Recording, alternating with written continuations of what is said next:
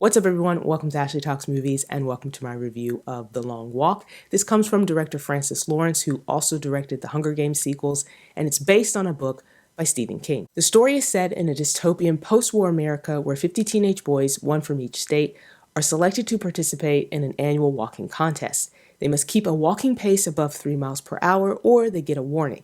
After 3 warnings, they are executed. The contest continues until only one is left, and the winner gets a lot of money and one wish granted. Before I jump into the review, do me a favor, make sure you subscribe, that way you can keep up with everything I'm posting on the channel, including all of the movie reviews, entertainment news, and more.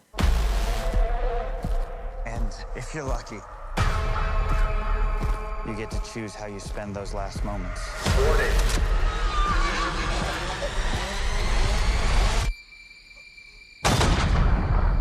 I keep hoping that part gets easier.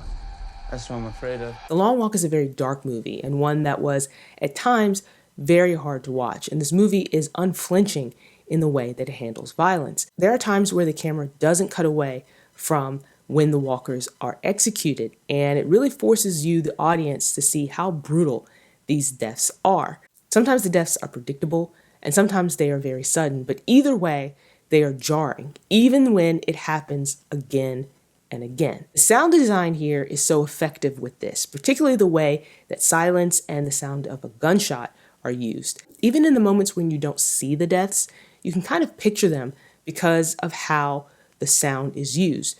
The gunshot becomes this sort of ever-present thing that breaks through the silence, breaks through certain moments because it signifies a death. Now, the book the movie is based on was written as an allegory to the Vietnam War, so it's really easy to see the messaging here that this movie has about war and kind of the parallels that this movie has in regards to the sentiments around the Vietnam War. And the movie has a lot to say, specifically about the senselessness of violence that happens during conflicts like this. And the movie also touches on themes of unchecked power and how that can lead to rights and even laws being stripped away. It also has a lot to say about the dark side of spectatorship. In the movie, the walk is something that is also broadcast, which means people tune in to watch these boys go through this grueling walk, but also to watch them die. And there's also spectators that are positioned along the walking path that are out there watching the walk happen. And again, watching young boys die. And the movie kind of poses this question and holds up a mirror to society and kind of asks us, what does that say about us and how we view violence? And also how we've become sort of desensitized to violence, to seeing violence, to hearing about violence, because it is so prevalent in our society. So yes, at times the messaging in this movie is very heavy-handed, but I still think it's very effective. Now, despite how bleak and grim this movie is, there are moments of beauty. This is a very stripped-down movie. It doesn't have high-energy action sequences or an abundance of CGI spectacle or even elaborate set pieces. This movie is one that is focused on the characters and following them along this very grueling walk. And so you get these small moments of humanity, and you get to see the bonds that these boys form with each other.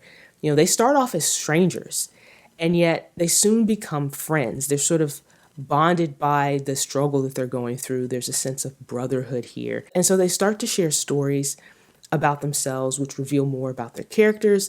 They share their hopes and dreams and what they would do if they win. And it's all happening with the knowledge that most of them, well, all of them, except for one, will die. And I think that's one of the most compelling aspects about this movie is how these boys cling to these relationships that they've made, these friendships, these bonds that they've made in such a short time under these really terrible circumstances. And so you see how important these relationships are to them, and in some ways how the relationships drive many of them to keep going for as long as they do. And the movie does a really good job of showing the lengths that some people will go to when they are desperate or in search of a better life. You know, the whole idea of The Long Walk is that, you know, it's set in this very dystopian America. So there's poverty, right? There's despair. And the prize that comes with winning The Long Walk is a lot of money, and also the person who wins gets to have a wish granted. And it's anything they want, anything they wish for, they will get. And so you have to imagine that in a society where, poverty is abundance, where your outlook on life is very bleak and grim, this is a very attractive prize.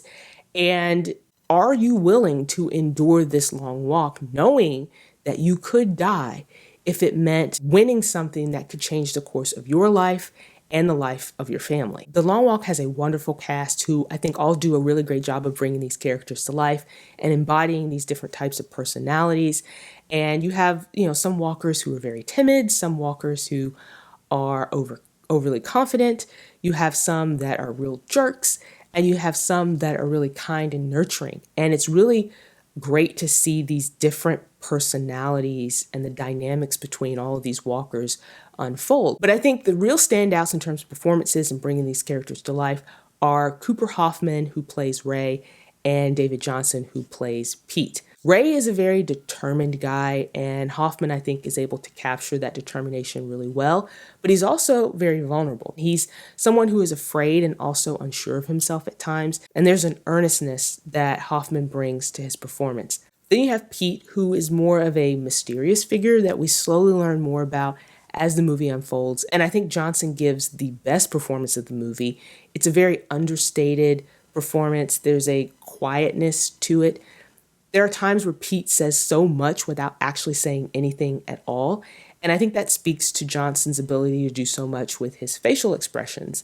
And he brings a ton of heart and emotion to the role. It reminded me a lot of his performance in Alien Romulus, which I thought was also really good. Mark Hamill is good as the Major. This is the villainous character here in the movie. And Hamill is certainly relishing in playing this kind of role, even giving the character this sort of gravelly type of voice to really bring out the sinisterness of the character. But there isn't really much to the Major. He mostly serves as a figurehead for the government and for authority. The Long Walk is grim and at times unsettling. And yes, even though the story that this movie is based on was written as an allegory for the Vietnam War, and some of the messaging here is a bit dated, a lot of the messaging here is still very timely and relevant. And yes, it is heavy-handed at times, but I think, like I said earlier, it's very effective. It really holds a mirror up to society and makes us ask certain questions about society and the direction that it's going. And I think it's a very compelling story that really draws you in, mostly because it focuses on these characters, and these characters are children. And the lengths that they will go to improve their lives is just really heartbreaking and heart-wrenching to see play out. I think if you're willing to watch a bleak story unfold, a story that does have a bit of hopefulness there in it, then I think The Long Walk is definitely worth a watch. So those are my thoughts on The Long Walk, which is out in theaters next week. Do you plan on seeing it in theaters? Let me know in the comments. While you're here, like and subscribe, and of course, stick around for more videos like this.